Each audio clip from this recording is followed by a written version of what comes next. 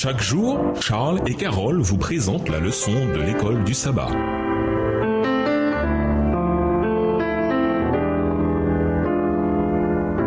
Bienvenue dans votre émission Dieu nous parle. Nous voilà à la leçon de vendredi. Pour aller plus loin, l'amour patient et plein de bonté ne fera pas d'un écart de conduite une offense impardonnable, ni ne donnera une importance capitale aux erreurs d'autrui. Les Écritures enseignent clairement que les offenseurs doivent être traités avec magnanimité et considération. Si on agit correctement, le cœur apparemment obstiné sera peut-être gagné au Christ. L'amour de Jésus couvre une multitude de péchés. Sa grâce ne conduit jamais à exposer les torts d'autrui, sauf s'il est positif et nécessaire de le faire. Pensez par exemple à Jésus et à la femme adultère, Jean 8 et versets 1 à 11.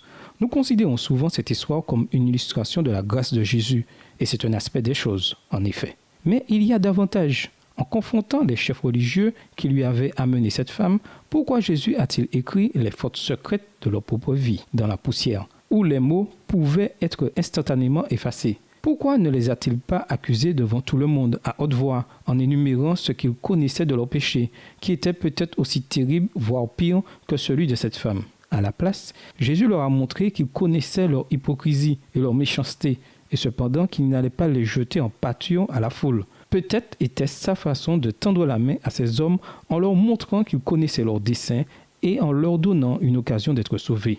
Quelle puissante leçon pour nous quand nous devons confronter ceux qui ont péché. À méditer. Méditer sur la question de l'unité par opposition à l'uniformité. Y a-t-il des domaines pour lesquels il nous faut être en parfaite unité de pensée afin de fonctionner en tant qu'Église? Si c'est le cas, lesquels et comment parvenir à cette unité nécessaire? A contrario, quels sont les domaines où la diversité des opinions n'est pas mauvaise et qui, en réalité, pourraient même se révéler utiles? Quelle est votre expérience personnelle du fait de souffrir dans la chair afin de cesser de pécher? Qu'est-ce que cela signifie? La puissance transformatrice de Dieu dans notre vie signifie-t-elle automatiquement que nous ne souffrons pas dans la chair pour remporter la victoire? Dans le cas contraire, pourquoi pas? Considérez les dégâts que l'alcool fait dans la vie des gens.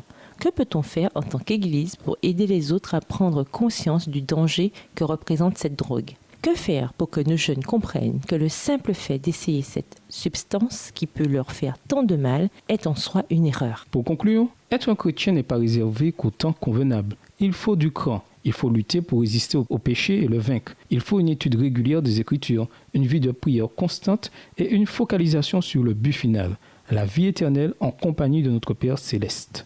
On peut triompher du péché par le sang de Jésus et la profession de foi en lui. Jésus peut changer et changera notre nature, si seulement nous le lui demandons et le lui permettons. Au revoir. Et à demain si Dieu veut.